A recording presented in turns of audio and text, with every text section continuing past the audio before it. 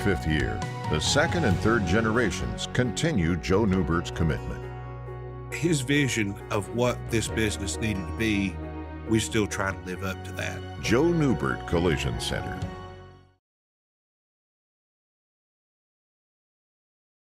Jones, Tennessee's trial attorneys. Play to win, thanksjones.com. The Dave Hooker Show. A presentation of Off the Hook Sports. Objective insight, expertise, top guests. Available on YouTube, Apple, Spotify, and the Off the Hook Sports app. Download now for free. Also available on offthehooksports.com. I compute and obey. Now to Dave Hooker. Ready. Boy, we are loaded up, absolutely loaded up on the program today. So I want to get to you, and we've got a lot going on. So certainly looking forward to that, as we will be joined by a very special guest, because our one and only Caleb Calhoun has a young one. So if you would like to congratulate Caleb, be sure and do so right here on the message board, as Caleb, his lovely wife, gave birth to a baby boy named Oscar on Tuesday. So I know that you guys are a part of the family. We feel that way about you. So I wanted to let everybody know, because I know you've been asking questions. So we've got a huge, monstrous week. And no, it's not Ben Franklin, but it's Quincy. I think I said Oscar. It's Quincy, and it's after John Quincy Adams. How cool is that? John Quincy Adams. I didn't know. I've done research. He died on the House floor at one point. What an incredible statesman he is. So congratulations to Caleb. Go ahead and congratulate him all day long. And we've got a poll question for you. We'll have special guests throughout the week, including Jimmy Himes, Spencer Riley, Fred White, and a special guest set to join us here in just a second as we work out a little link issue we're having. But first, Tennessee makes the College World Series. How huge is that for the Vols? The second time in a row that they've made the College World Series. That's the first time that's happened in school history. I want to give you a little bit of comparison. For instance, I can remember not that long ago, about 10 years, where Tennessee in an entire season wouldn't hit 14 home runs. They hit 14 home runs over Evansville this past weekend to advance in the Super Regional. They'll play Florida State on Friday. We'll have more on them and what you should expect out of the Seminoles. Also, is there any pressure on Tony Vitello? Any concern that he could be moving to Texas? Now, that was something that's just an internet rumor, but I do want to address it. Lindy's says the Vols can just win, or seventh best, I should say, in the SEC, 15th in the nation, this day in Tennessee sports history, and also the Babe Ruth of Tennessee baseball. Is it Rod Delmonico, Tony Vitello, Todd Helton? And we've got to get a grip on some of this spending. And it's got to be spent on football, because that's the key. And some Caitlin Clark being overlooked talk as well. Hit that like and subscribe button. John Adams of the Knoxville News Sentinel joins us now, as he will be with us Monday and Tuesday of this week. How awesome is that? John, how are you, sir? Doing well, Dave. I appreciate that. You want to go ahead and get to today's tough question? I'd like for you to call the shots on occasion. No, I don't. Okay.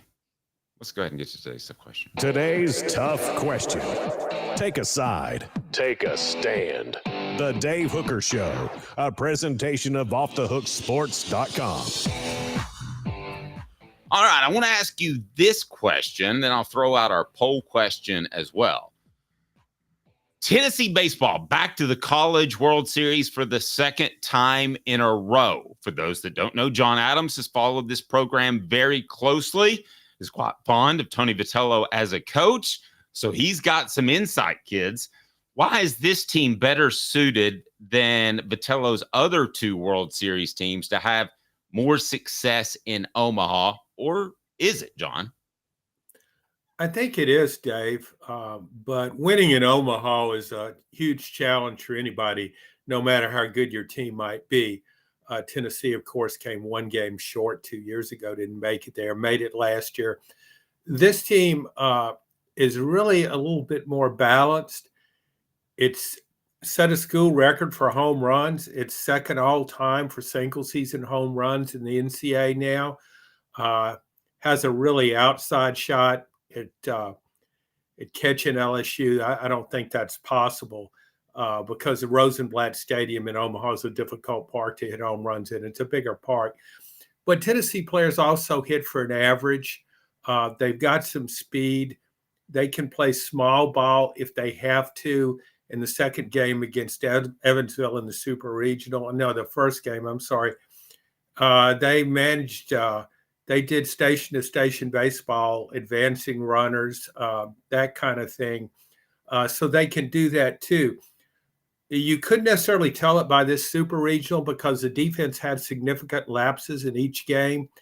But this team is capable of making great plays on defense, run-saving plays. Kavaris Tears in right field is a great example of that because of his terrific arm. He's a good fielder too. The pitching there's no dominant pitcher, but I think there's enough depth where this team can get through a World Series.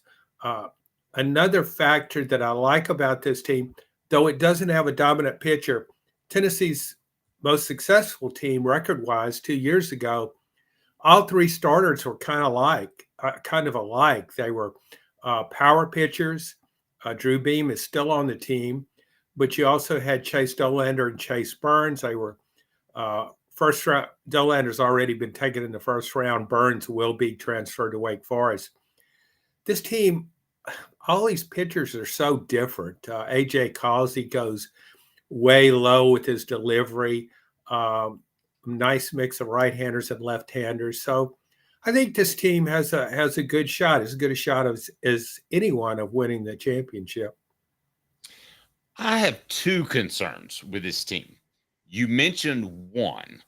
I'm going to bring up the other one to you. First, I remind you that John's appearance is brought to you by our good friend, Joe Newbert, and Joe Newbert's Collision Center. And Jeff is just a great guy. Joe Newbert Collision Center.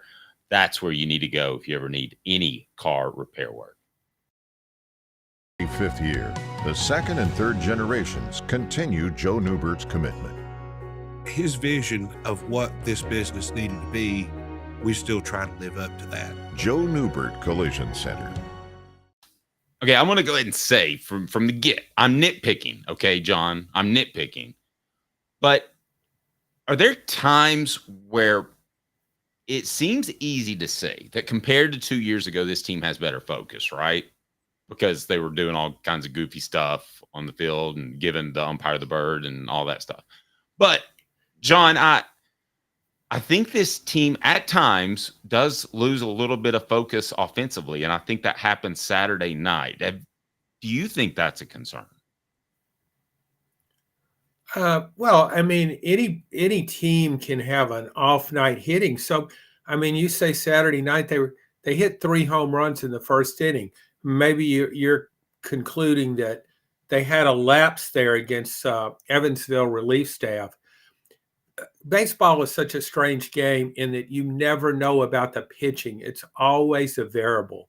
And so many times, particularly in playoffs, I've seen pitching staffs, not just one pitcher, but entire staff, for whatever reason, I have no idea, suddenly pitches at a higher level, and hitters struggle with that.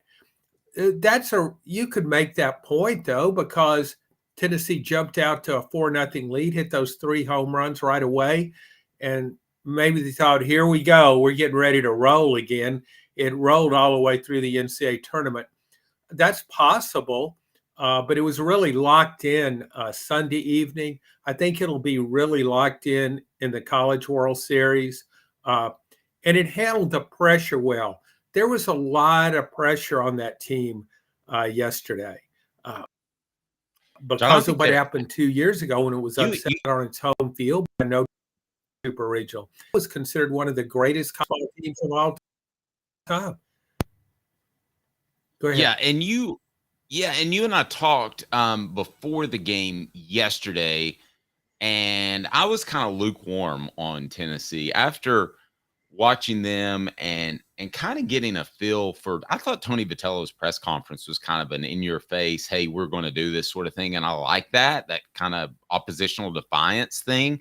I think they've got a bunker mentality. I don't think they like the fact that some reporter, which was a good question, asked if the season would have been a failure if they lost on Sunday. And it was a good question, but I like the fact that Tony Vitello was a little defensive about it. It was also, I don't know if you heard this, but he came out and he said, if you're a player out there, they hosted some prospects and you're just looking for a handout NIL, don't come here. We're not going to help you. I just thought his press conference, you shouldn't take too much from a press conference, but just kind of, I don't know, exuded some confidence to me. Yeah, I think Tony's very articulate. He's very witty. And he's also can be very spontaneous. He doesn't hide his feelings. So I think it bothers him some being in this favorites role in a way. He's built a great program and he's done it incredibly fast. But Tennessee is now really the team to beat, and it was the team to beat in 2022. So this team has a great season. He's very protective of his players. He doesn't want his players to think if they didn't win that game Sunday, all they did was fail. So he's very conscious of players. He's the old cliche players coach in that regard.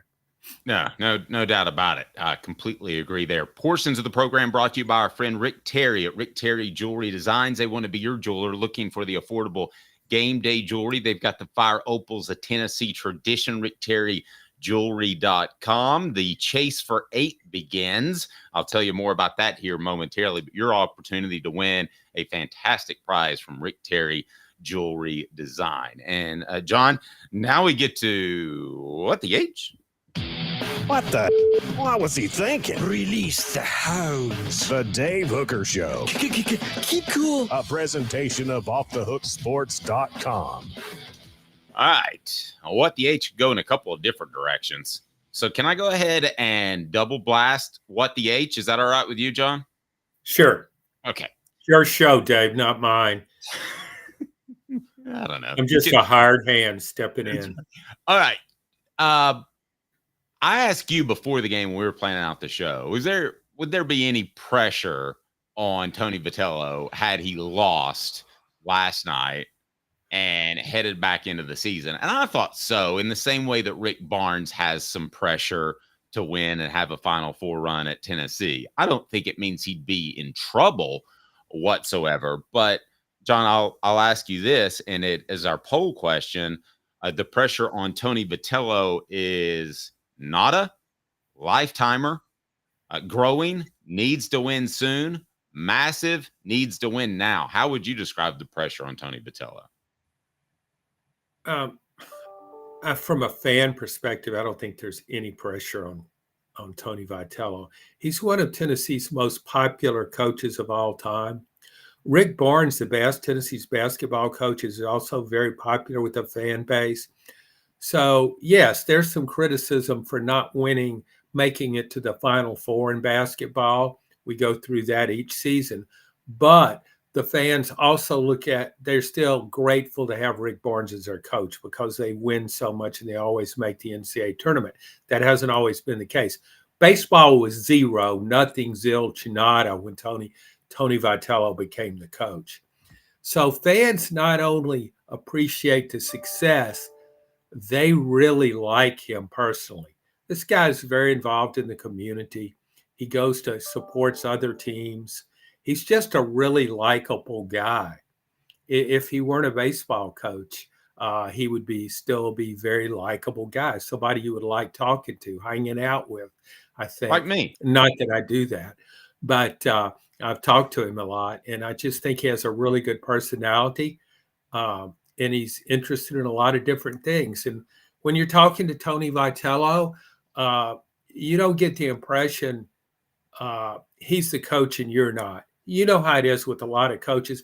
They're always, they can't even relate to people if not from that vantage point. If it's just two guys sitting down having a beer or having lunch together or a cup of coffee, they're going to be very uncomfortable.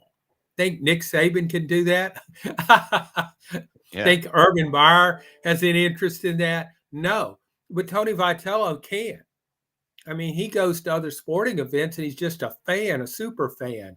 So there's this great connection between Tony and the fan base. And so if he doesn't win a championship, fans will look at it. They won't be angry. They'll just be disappointed. And they'll be disappointed for him because they want to see him win. So it's kind of unusual in that regard, the relationship between fans and coach. That's why I have a hard time putting any stock in rumors that he might go to Texas. That's what I wanted to get to. Yeah. Yeah, I don't see Vitello leaving here. And I sure wouldn't want to live in Austin, Texas. I don't think he does either. I would be stunned if he took the Texas job. My gosh. What's going on in Austin, Texas that I don't know about? Rough town?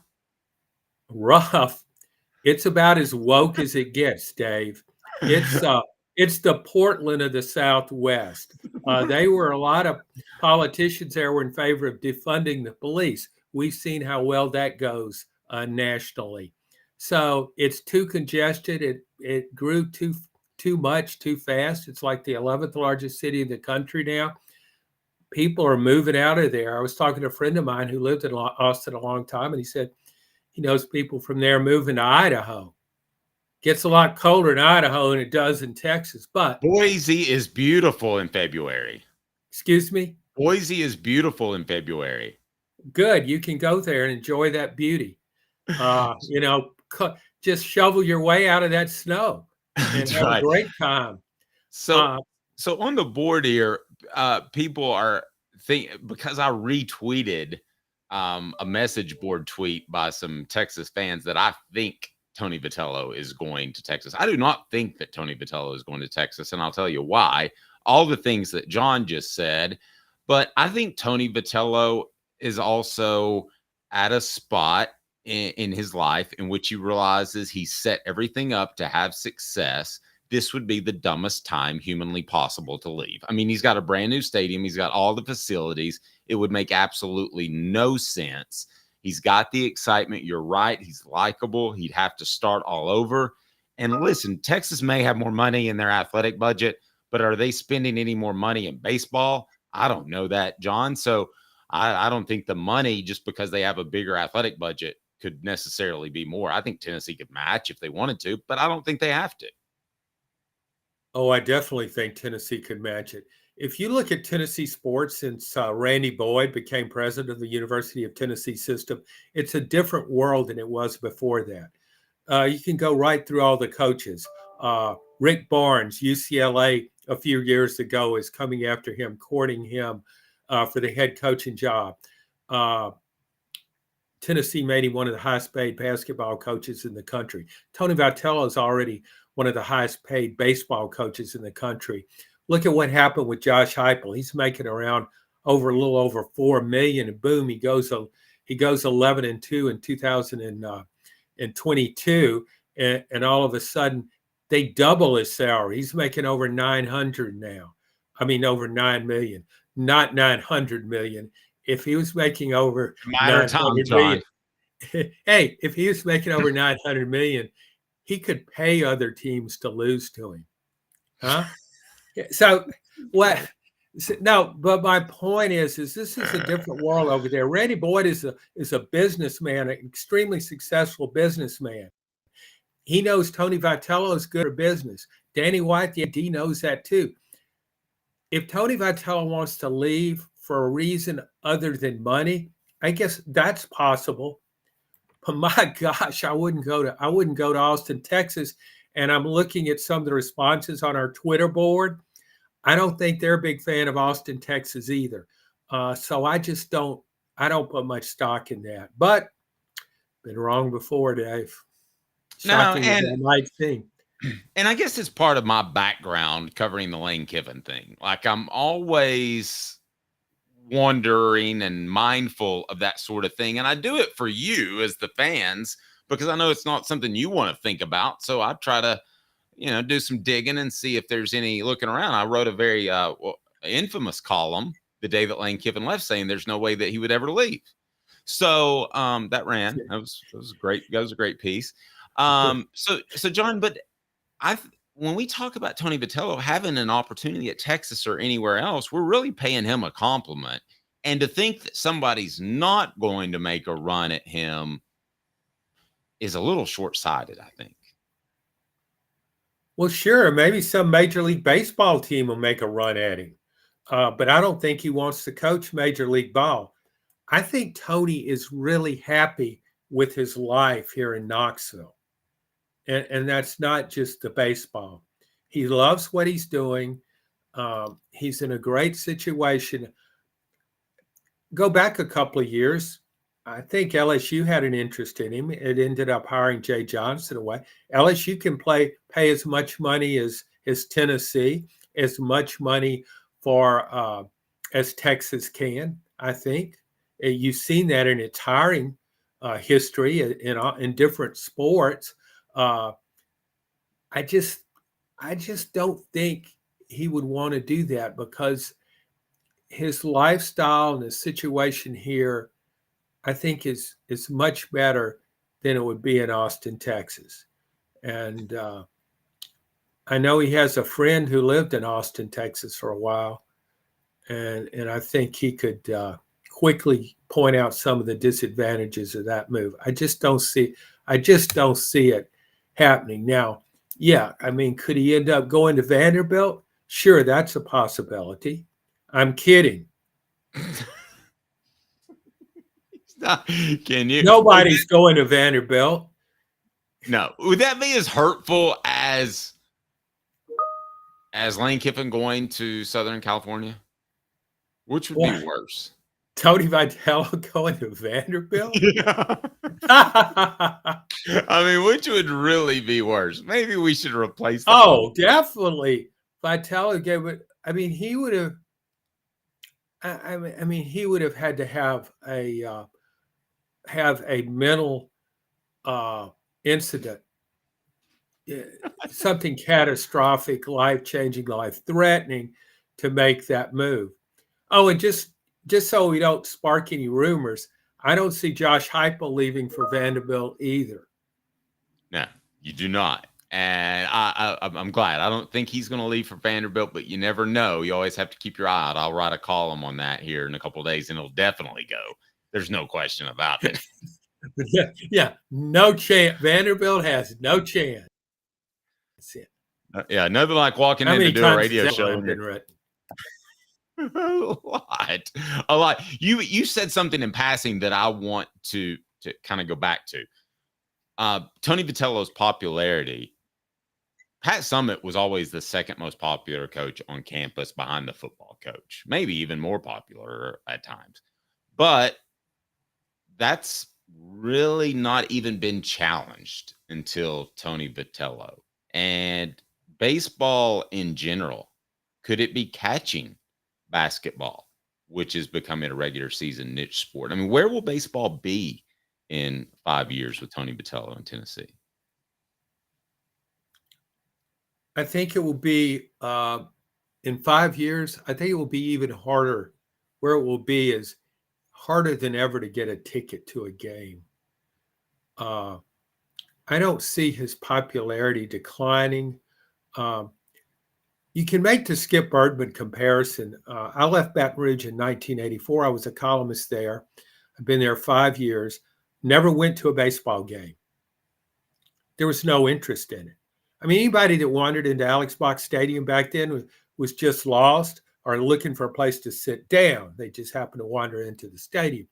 Yep. I think the only column I remember writing there was when Jack LeMabe, who was the coach at the time, classified ad appeared in our paper, the morning paper there in Baton Rouge, advertising for a new baseball coach, though it hadn't been announced that Jack LeMabe had been fired. Oops. So, oops. So, but it made for a nice column. So, no interest. I leave. Skip Bertman arrives, and suddenly the sport took off.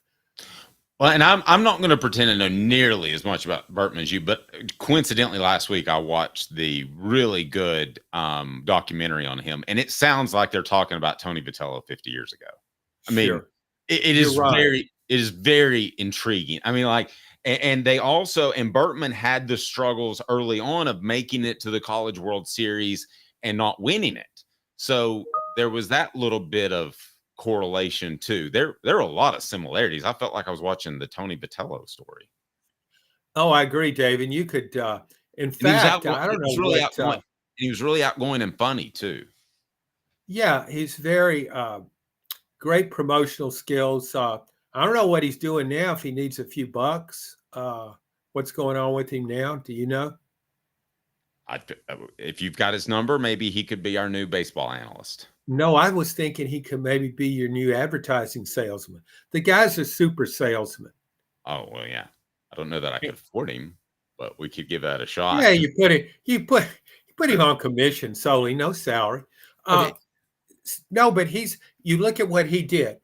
He won right away. Vitello won right away. Went to College World Series right away. Vitello it only took him a few years. He went to the World Series. Skip Bertman had the best program in baseball, but it took him 8 years, only his 8th team at LSU, before he won a national title. He ended up winning 5. I think Tony Vitello, if he stays here at Tennessee for a long time, he'll win multiple national championships, not just one. So, yeah, they're the consummate coaches. Both can recruit, promote, coach, evaluate talent. Vitello works so hard at his job. He's just a relentless recruiter. And I asked him, I guess this was maybe 3 or 4 weeks ago, we were talking. I said, hey, Tennessee's losing a lot of players. It also has a lot of players it has recruited and signed who could opt for the major league draft. And so I asked him, so do you ever think about what your lineup might look like next year? Every day, he said. He's a guy who's entrenched in the present, but he's also always looking ahead. It's like he's doing 2 jobs at once. He's multitasking, and he's very good at that. So you think about losing the top 5 hitters in his lineup. Oh my gosh, this is going to be it'll be a drop-off next season. I wouldn't expect one. I think he'll go to the portal. He'll bring in good players, and players develop in his program. They get better. You go back to what Dylan Dreiling was last season, part-time starter. Kavaris Tears hardly played. Now they're mainstays. Dreiling first-team All-SEC, Kavaris Tears second-team All-SEC. John, let me ask you this. Smoky Mountain Red said, I honestly think baseball is on the heels of basketball. I'm going to use this bit of logic, and you tell me if it holds true. I am as likely to watch a regular season college baseball game as a regular season college basketball game in February. I think that tells you all you need to know about college basketball. Now, March is a different story, of course, but is baseball on the heels of basketball? Could we be talking about in 5 years that baseball is as big as basketball? Oh, I think that's very popular because it's such a popular, fast-growing sport. If you watch these tournament games, they're very exciting. It's kind of like watching the NCAA basketball tournament. So, yeah, I think the chance for growth is tremendous. Now, we're in the SEC, so that's where there's no other league like this when it comes to baseball. But I do think that it's going to keep getting bigger. It's not just Tennessee, but other places are upgrading their baseball facilities, spending more money on coaches, assistant coaches. There's still a lot of things that have to happen to help baseball. I also think college basketball has declined in popularity. Not in March. I mean, that's a sports staple. That's the whole world is looking at the NCAA tournament. But overall, I think players, the one and done players, and now you have the transfer portal, basketball players come and go so much. I don't know. I just think, and I think the game itself at times is not as entertaining as it has been at other times. Completely agree. Completely agree. And I also miss not knowing who are going to be the returning players with the one and done rule, but that's a whole different conversation. I think they just chuck that. But anyway, I want to remind people that you can join Hooker's Corner. You can be a John, just like John Adams. Be a John, join Hooker's Corner. I saw we're a Hoghead, and we appreciate that. Gave us $10 for the super chat. Thank you, sir. But I would highly suggest you just join Hooker's Corner, and you get insider recruiting information. You get prizes and more. As a matter of fact, we'll be giving away a T-shirt and or book, depending on what you would prefer, a little bit later today. And all of this week, because we were off last week. By the way, Caleb's baby is here. And I haven't told you the name yet, have I, John? No, I'm guessing it's not Hooker, though. It's not, but it might have a very similar name to someone that's on this show. 2 Minutes with John Adams. I'm Dave Hooker. Portions of the program brought to you by our good friend Medicare Misty. 19 years this year. I've been in the community since 1993. You're getting a lot of information. Unlike when you were working, they made the choice for you. Now you have to make the choice. Come to us and let us help you make it easy. Call Medicare Misty, MedicareMisty.com or 423-777-5577. Let us help them sleep at night. And we call her Medicare Misty.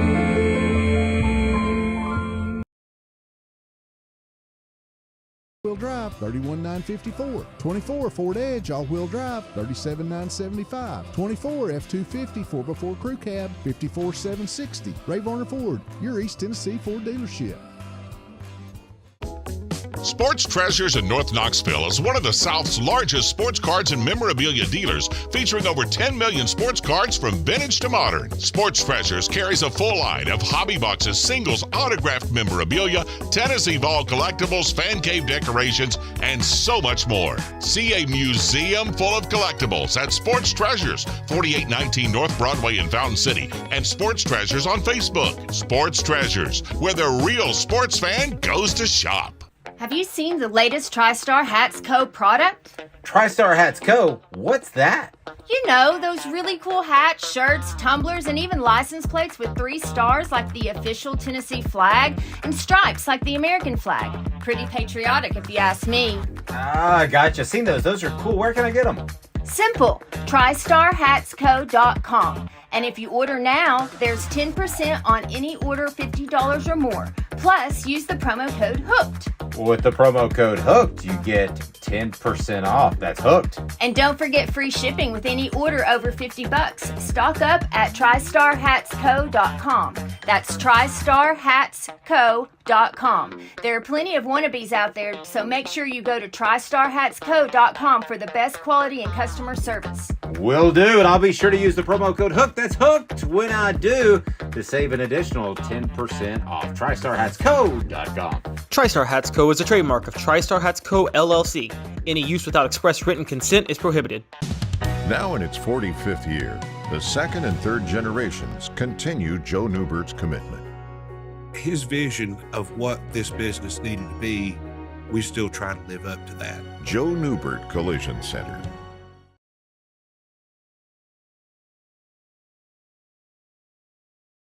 Presented by Banks & Jones, Tennessee's trial attorneys. Play to win, banksjones.com.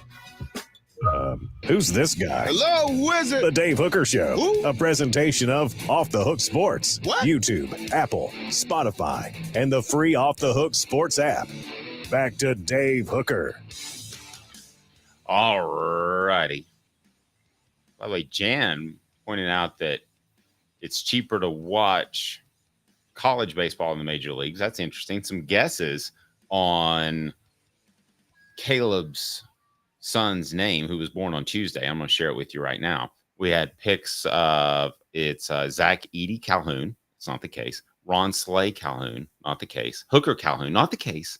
Brian Kelly Calhoun, not the case, but he does like Brian Kelly. It is Quincy John Calhoun, named after Quincy Adams, your third president of the United States of America. Thoughts, John? Pretty cool name. Quincy John Calhoun. Mm-hmm. Yeah, a lot of politicians. What? They'll call him Q, I guess. No, I would. I bet people will call him. I don't know. When I was in Pittsburgh, went there, and my nickname became Quincy. Really? Because John Quincy Adams, the president. Not very creative. I realize that, but well, it would have been creative if they would have found John Adams the second president, right? Not Quincy, the other one. Yeah. Okay. But it was John Quincy. If they would have looked up his middle name, that would have been original. But you were dealing with probably football coaches and sports writers, so. The sports writers. Yeah, and plus the fact I was from the South. So they were looking for reasons to make fun of me, so they gave me a weird nickname. There we go. All right. You wrote a column recently that certainly got my attention. So did this prediction. Lindy's says the Vols are the 7th best team in the SEC. How does that strike you? Because I know with a lot of our listeners, they're going to say, "That's crazy." What do you say? Yeah. Well, yeah, I think that's underrating Tennessee. But then when you look at its national rankings, Lindy's has Tennessee at 15th, which I still think Tennessee will be better than that. But saying a team now, when you say somebody's 7th in the SEC, it's kind of glaring on first glance, especially when you think that team could be pretty good. But that's what the SEC has become. Now a 16-team league, stronger than ever. And I think this year, half of the 16 teams are legitimate playoff contenders. So being ranked 7th in the league is not an indictment that you're going back to the Jeremy Pruitt era. It's just a kind of a sign of what the conference has become.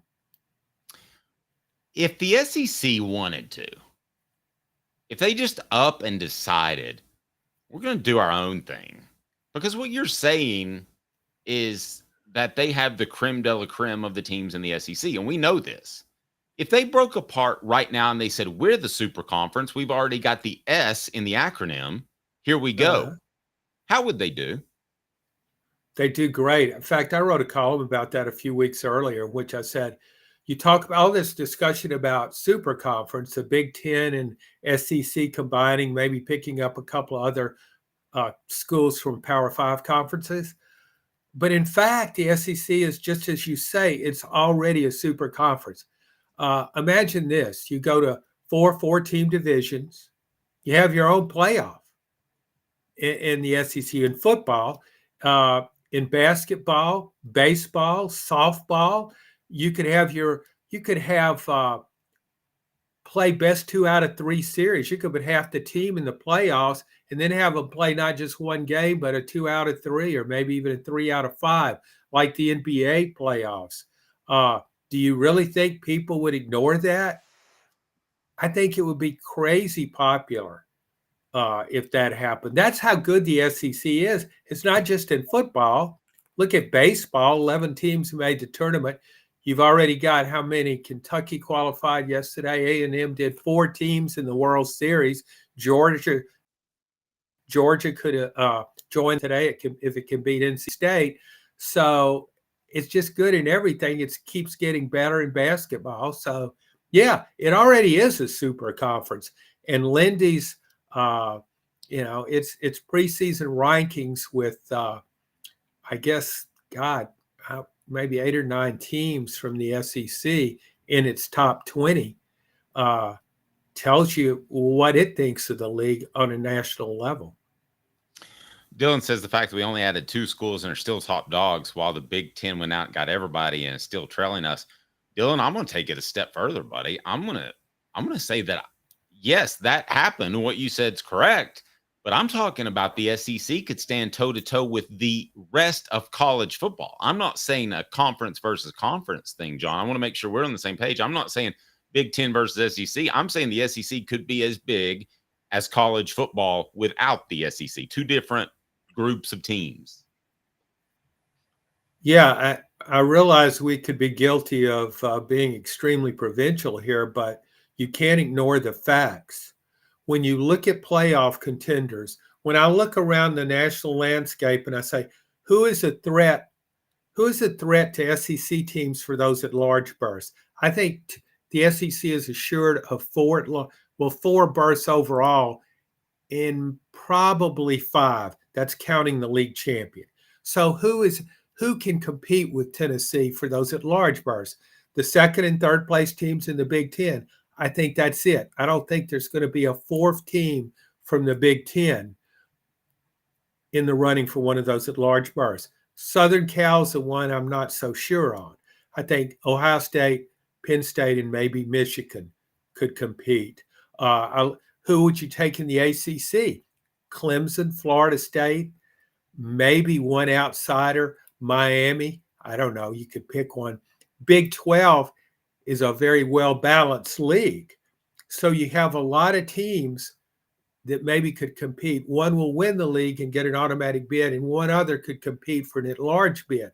But when I look at the top, what I think will be the top 2 or 3 teams in the Big 12, I think they would fall into that first half of the SEC realm where, they might be in the top, competing to be in the top 8 in the SEC.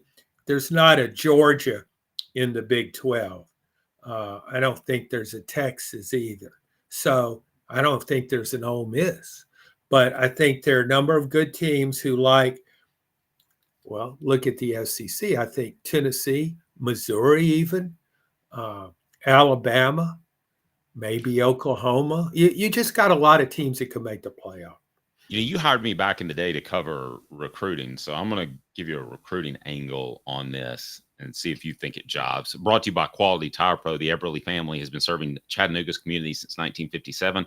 All major brands of tires, full service automotive, brake alignments, oil changes, and more. All work covered by a nationwide warranty. They're on Cherokee Boulevard. Go to Quality Tire Pros. Tell Bo that Off the Hook Sports and Dave Hooker said hello. Say, hey, Bo, Off the Hook Sports said hello. Oregon has to come to the South to get its defensive tackles and war daddies, so to speak. They are all in the SEC. Here's what would happen. I guarantee you, if the SEC broke off and did its own thing, I guarantee you, and stood alone, they would dominate in big men recruiting. Because if you went to Oregon and you had success, it would be the same thing as if you played like at Powell High School as opposed to Don Bosco in New Jersey. Okay, there's a different level there. And I think when you went to the draft, you would automatically lose spots because you didn't play against the best competition in the SEC. Yeah, that's a fair assessment. And you have a lot of experience covering recruiting on a national level. So I respect that. I think what you have, and you know how it goes, when you're recruiting for an SEC school, it doesn't matter where you are, at what school, or what your win-loss record, you're still recruiting to the SEC. So you can sell a recruit on, say, a 3-star recruit. South Carolina can sell him on, you're going to compete against the best players in the country every Saturday. Now, if you're one of the top dogs in the SEC, you don't just say, well, you're going to compete against the best players every Saturday. That's a given. You're also going to compete against the best players in practice every day. If you're a pass edge rusher, you'll compete against one of the best offensive tackles in the country in practice. So yeah, if the SEC went its own way, it would leave everyone else in the dust. I'm not saying football, the rest of college football would give up, but there would clearly be a different level, and that's going to play out in recruiting. The other aspect of that, which you didn't deal with when you were covering recruiting, was NIL. Well, well, not legally. Let's face it. There are other schools. Oh, well, I'm sorry. Yeah. They didn't call it NIL back then. They called it cheating. Right. Yeah, back in the days of the $100 handshake. They're not going to now. These NIL deals are so good. No self-respecting recruit's is going to shake somebody's hand for $100. They just get away from me. Push them down.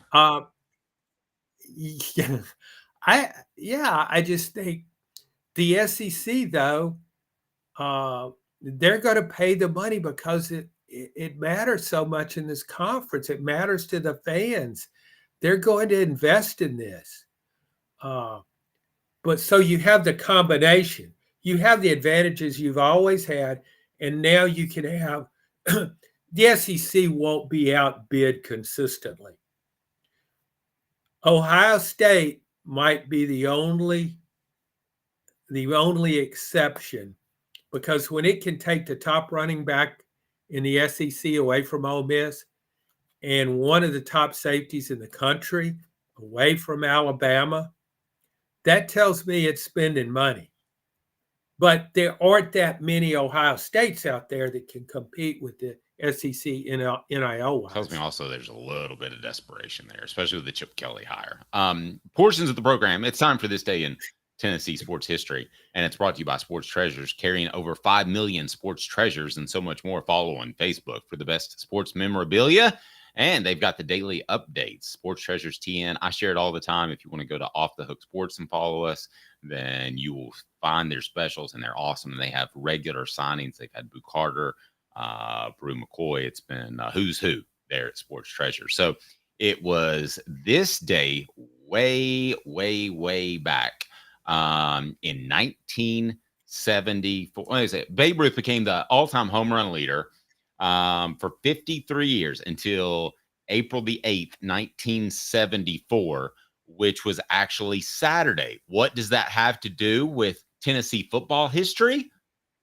John, I ask you this question. Who is Tennessee's Babe Ruth?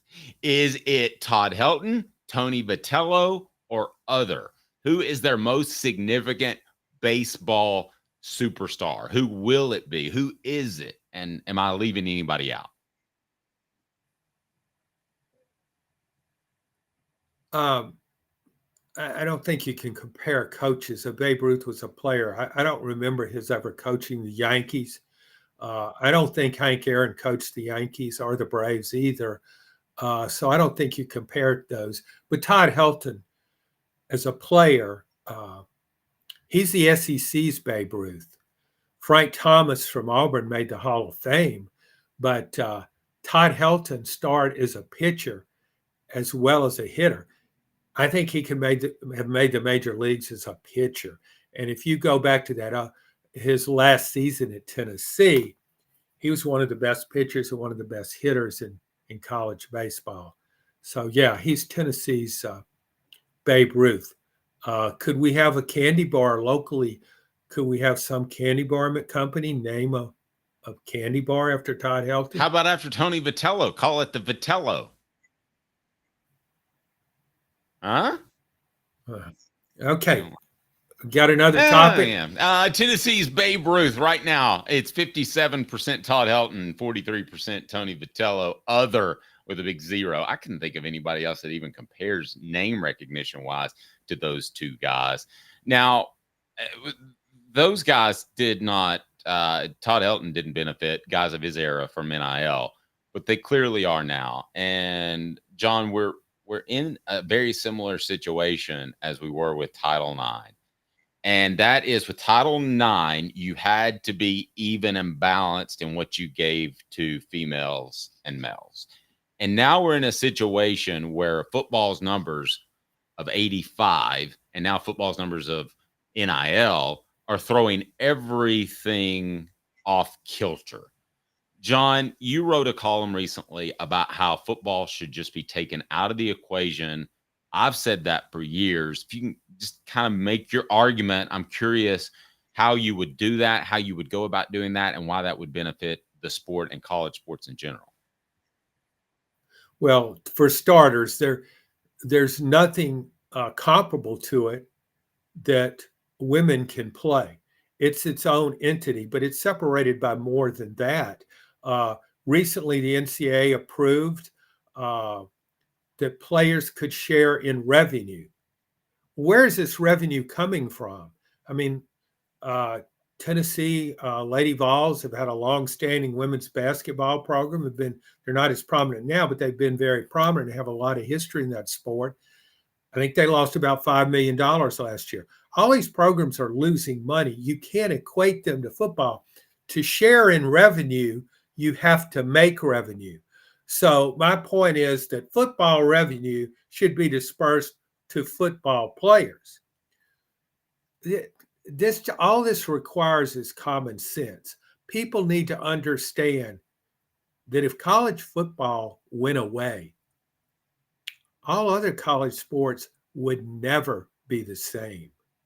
College football subsidizes everything. You don't hear college basketball or baseball or women's basketball, anything where TV revenue, when you talk about TV revenue, TV packages, networks bidding, it's all about college football.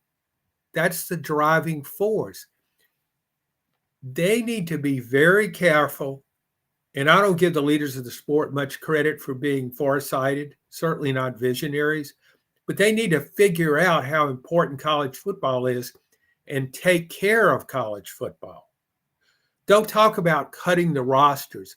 Don't talk about, oh, well, we need to do away with walk-ons. We need to find ways to cut corners. You want to cut corners, you don't cut them. No business would do that. You don't cut them in your big money maker. This carries your whole empire, your sports empire. It's football driven.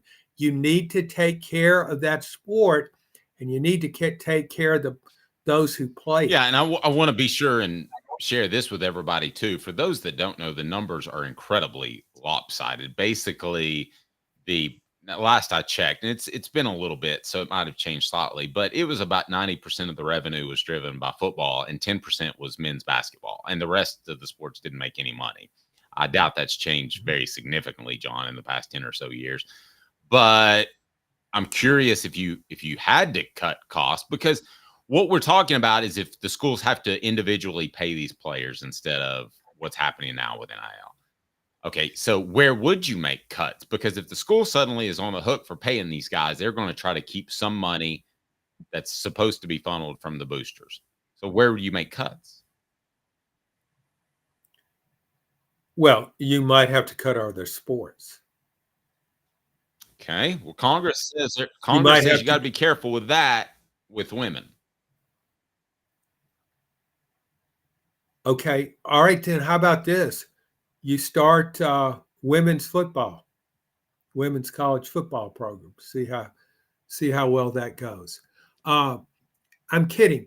You can't. There's no equal to football in college sports. I mean, you can mandate this equality stuff, but unless women can play college football, how can you have equality? You can't do it.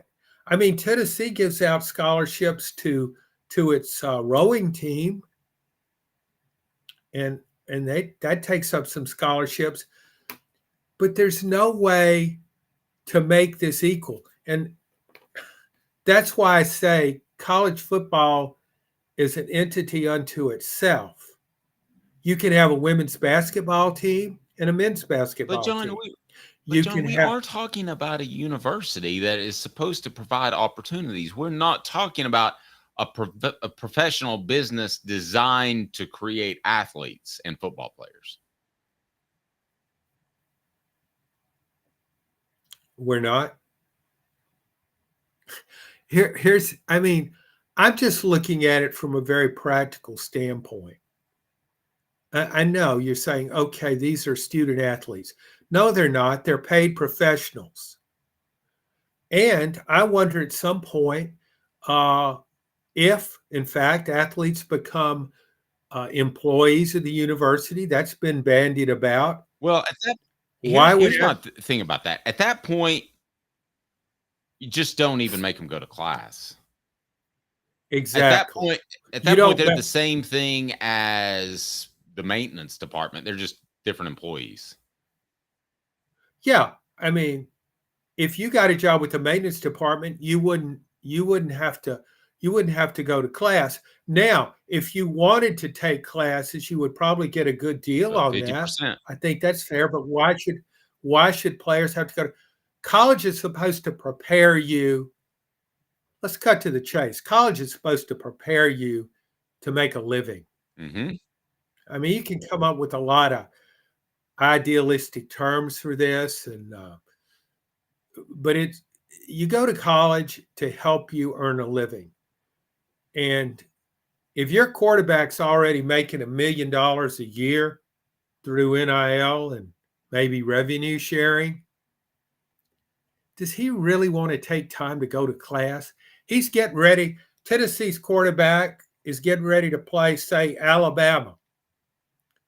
Do you think he should be frantically studying for a potential pop quiz in one of his courses that week?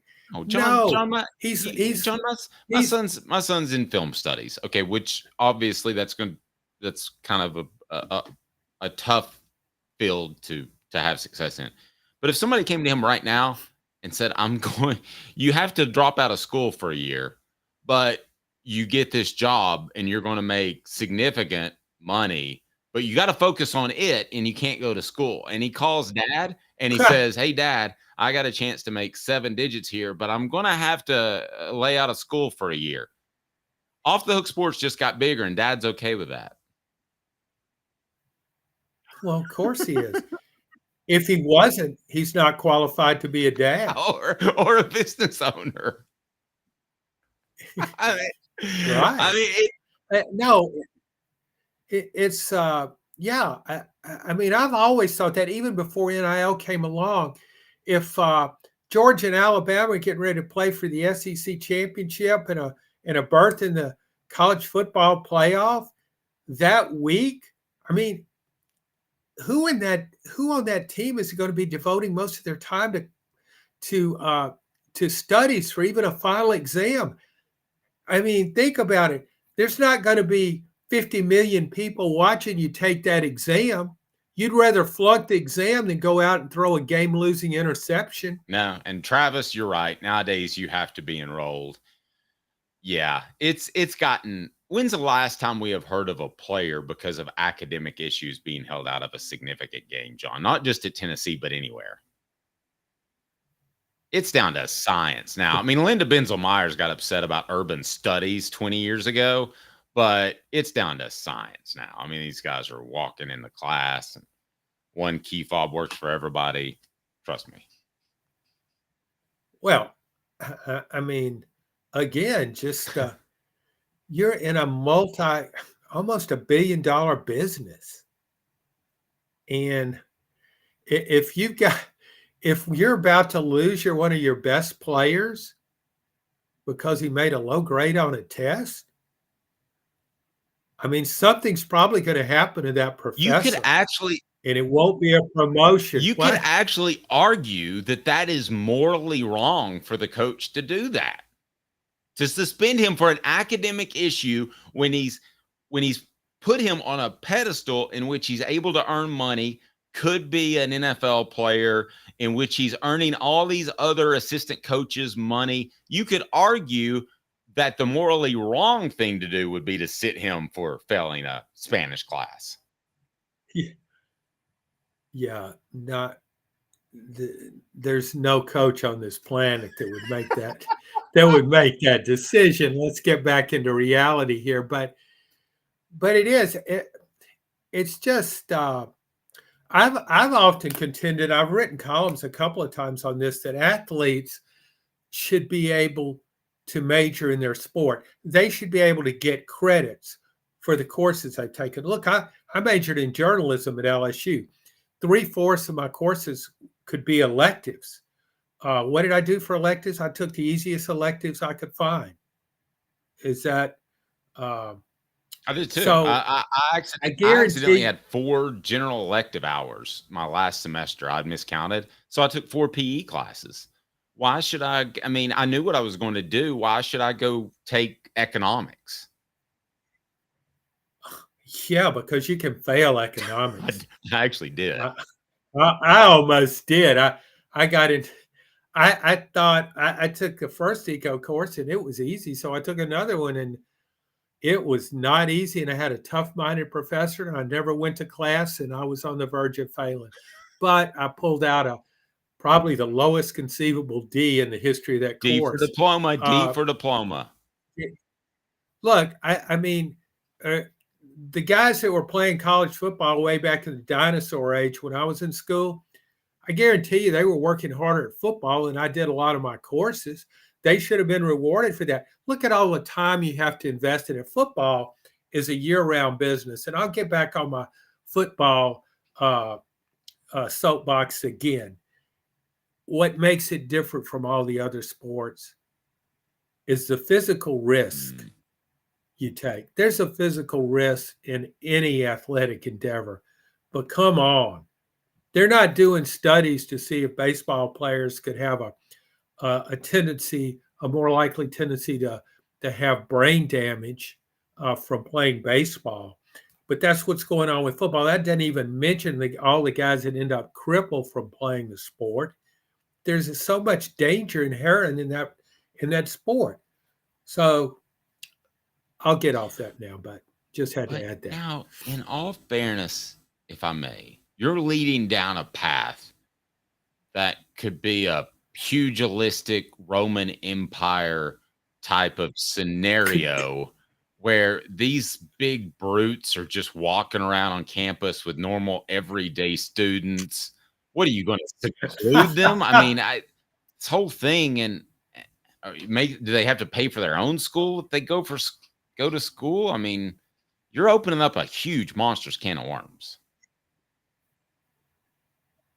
I think the can's already been open. I remember a friend of mine way back at LSU was walking through a corridor and saw a couple of LSU basketball players, not football players, standing out there in the hall, had some paper in their hand, and they were all down in the mouth. And he said, "Hey, what's wrong, guys?" He said, "We forgot to go take a test."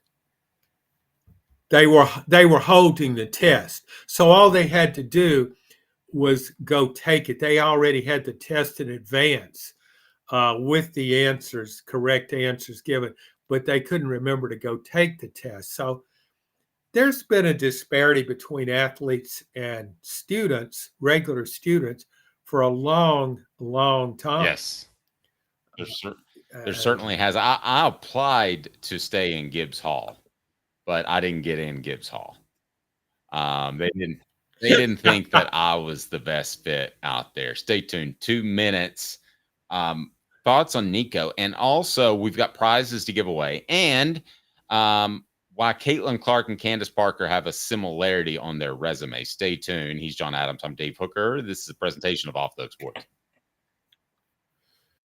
5th year, the second and third generations continue Joe Newbert's commitment. His vision of what this business needed to be, we still try to live up to that. If we wouldn't put our family in it, we're not going to put their family in it. If you're going to say that you're doing the best work in Knoxville, now saying it's one thing, producing it and providing it's another. The largest family-owned collision center in Knoxville is Joe Newbert Collision Center. Hi, I'm Rick Terry, and we at Rick Terry Jewelry Designs pride ourselves in the highest quality craftsmanship from a family-owned business here in Knoxville for over 35 years. At Rick Terry Jewelry Designs, we also take pride in being an affordable option for all your game day accessories, especially those fire opals. At Rick Terry Jewelry Designs, we want to be your jeweler every day and especially on game day. Go Vols!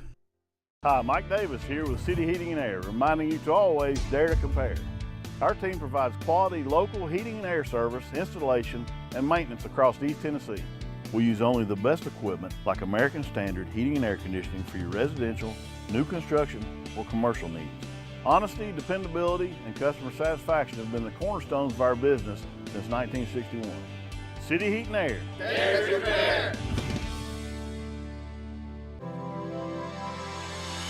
Experience it all at Ray Varner Ford in Clinton. Need a quick fix or maintenance? Visit our Quick Lane Tire and Auto Center. Keep your Ford running smoothly with the experts in our service department. Ready for your next Ford? Our sales team is here to guide you to this 24 Ford Escape all-wheel drive, $31,954. 24 Ford Edge all-wheel drive, $37,975. 24 F-250 4x4 Crew Cab, $54,760. Local you trust, experience you can afford. Ray Varner Ford, your East Tennessee Ford dealership. The Dave Hooker Show, represented by Banks & Jones, Tennessee's trial attorneys. Play to win, banksjones.com. You're listening to The Dave Hooker Show, a presentation of OffTheHookSports.com. The internet is full of pictures of each and every one of you. Available on YouTube, Apple, Spotify, and the Off the Hook Sports app. Download now for free. Is there nothing you people can't do? Also available on OffTheHookSports.com. Have you hit like and subscribe yet? Well, you need to, because you need to get ready for Rick Terry's Great 8 Garmin Challenge. Announcing this right now. This is pretty cool, John. You're not eligible, but the Great 8 Garmin Challenge is brought to you by Rick Terry Jewelry Design. Here's the way it works. Rick Terry Jewelry Design will provide a Garmin watch worth over $1,000 to be given away to one lucky listener once we reach 8,000 subscribers. So we're at about 5,000 right now. So we're expecting sometime this fall. Viewers, listeners, readers, fans, all welcome to enter by joining Hooker's Corner. And you can join it for free. You don't have to go with the paid membership. I'm going to put that up there right now so that you can go ahead and join, because we don't want you to miss out. You must be a member of Hooker's Corner. Again, you can sign up for the free membership and also be a subscriber to the channel. And I will check. Hit subscribe now, like as well. It is Rick Terry's Great 8 Garmin Challenge. So we're off and running. We appreciate Rick Terry for all that he does with the program. Caitlin Clark didn't make the Olympic team. That's not typically big news in a lot of the sports world, but I think it is with a very educated women's basketball fan base that may be aware of Candace Parker being left off the Olympic team as well. What's the bigger omission between the two? And again, to give some people some perspective, John has covered the Lady Vols extensively, so he has more insight than I do. But John, how would you compare the two as far as all out crazy, just to leave either of those off, in my opinion? There's no comparison. You can't compare anybody to Caitlin Clark. Candace Parker, great player in college and in the pros. She did play on one Olympic team. She was omitted from the other. I don't know exactly why. I think Caleb will cite a UConn, Tennessee, Gino Auriemma-led conspiracy. But Caitlin Clark, that is so short-sighted, so absent of any big picture viewing. There's no other player in the world like Caitlin Clark. You could say some players are better, they're bigger, whatever, but her game is so unique. And that's part of the reason she's incredibly popular.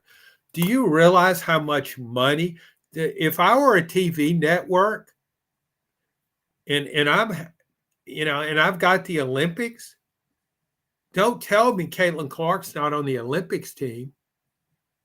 I mean, if I'm an advertiser and I want to put an ad on women's basketball games in the Olympics, I'm not getting near that now that Caitlin Clark's not on it. The discrimination against her is unbelievable. We've seen it in the WNBA, and now she doesn't make the Olympics. I mean, as long as I've been following women's basketball, this goes back in the late 80s because I followed the Pat Summitt era. There's never been a player with her unique skill set. I've never seen another player consistently pull up from the logo and launch a three-pointer. She's got unbelievable court vision, a sense of where everybody is at all times, a great passer. It's really laughable. It's laughable how she's being treated by the WNBA and now not to make the Olympic team. It's silly. John, let's go to 4 Downs now. It's brought to you by Dynasty Pools and Spas. 4 Downs brought to you by Dynasty Spas, the most comfortable spas made in the United States of America, right here in East Tennessee. Drop in for the all-new showroom in Athens. Dynasty Spas, perfect for all 4 seasons. 4 Downs, presented by Off the Hook Sports. John, you tell me if these reasons are adequate for not having her on the Olympic team, Caitlin Clark. Coop here, first down. Thanks, Cooper. He's just a rookie. She's just finished college. She's not ready. Yeah. That's crazy. All right. Yeah. Second down. She doesn't fit the Olympic team style of basketball. They're like, that is total bullshit. Yeah. That always makes me laugh. I mean, it never gets old. But it's so true in this case. Is there any argument? Are they playing like a high-low thing where they don't shoot the three-pointer? Is that their approach? Yeah. We don't need somebody making 30-foot jump shots, okay? Yeah, to heck with those. I don't need any part of Yeah. that. All Get right, the cool. ball inside to somebody. By the way, if you stop by Dynasty Pools and Spas in Athens and just ask for a Celebrate 98 book or a Hooker Off the Hook Sports t-shirt, we will be sure and take care of you there. Just stop by and say hello. We'll also have an opportunity for you to win a hot tub here shortly. Tennessee Center, Cooper Mays here. Third down. Again, that's Dynasty Pools and Spas, their showroom in Athens. John, you said that there was no comparison with the Candace Parker and the Caitlin Clark thing. However, I will make one comparison that there might have been some orchestration behind the scenes for whatever reason, because on face value, I look at those two players and I don't see how they could be theoretically left off. No, Candace Parker was, in a way, she was unique too as a women's basketball player, and that Candace could have played any position. She could have been a 6'5" point guard. She could have played on the wing, off-ball guard, you name it, because she had 3-point range. Just a tremendous overall basketball player. So, yeah, I don't know. I would have had her on the team.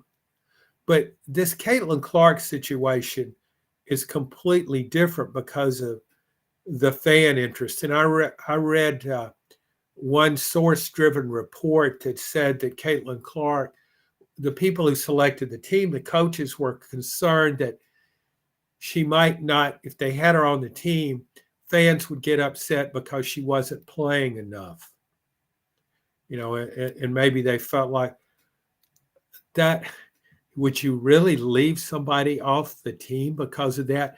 So does Christian Laettner regret being on the 92 team, the dream team, because he didn't play a lot? Is he like, man, I hated that time I got to spend with Michael Jordan? That was awful. You remember when we went to all those first class places and played basketball and beat the hell out of everybody? That was terrible. I know. This is the Olympics. You're not playing for, Yeah, there's a gold medal and a championship, but come on, it's not playing for an NBA championship series. It's not playing NCAA Final Four. Uh, I just, I mean, for most of the times, U.S. team has been dominant. But the hypocrisy, the idea, well, they aren't just considering her ability, they're considering the element of fan support and, oh, we don't want to make people mad because we might put her on the team and not play her enough. And we're concerned about the backlash. Well, if you're thinking along those lines, how about this? Maybe you should be concerned about the backlash of not putting her on the team at all.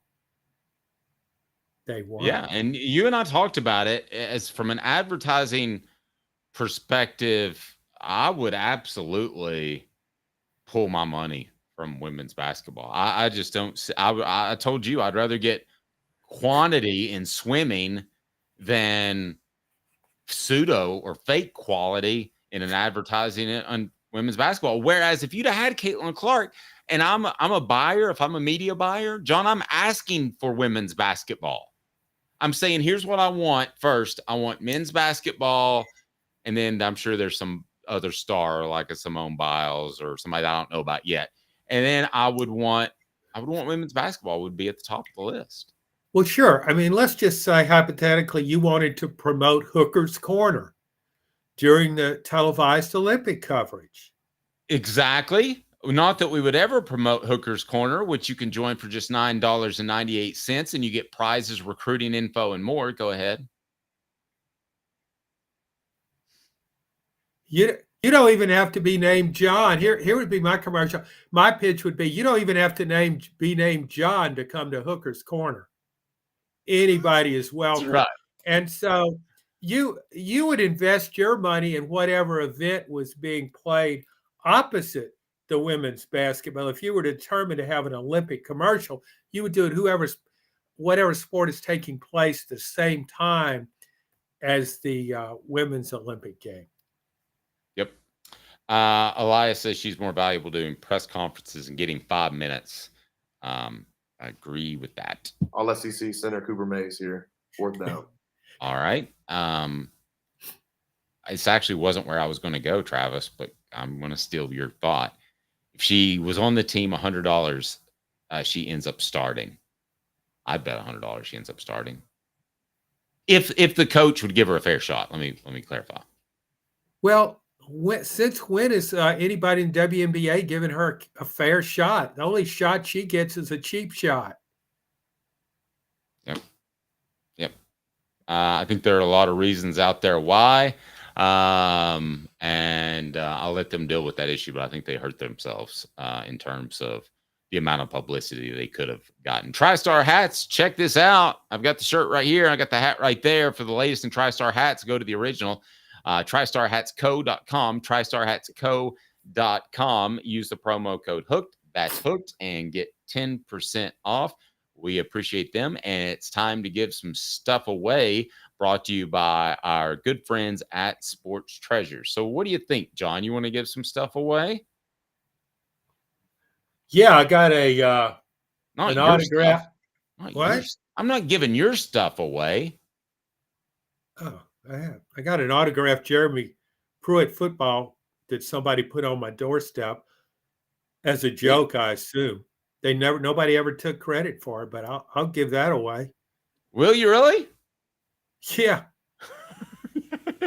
You can choose between the Celebrate 98 book and Off the Hook Sports t-shirt or John's Jeremy Pruitt autographed football, worth nothing, which is why it's not at Sports Treasures, because Sports Treasures is phenomenal. We'll roll the wheel here in just a second. Spin the wheel.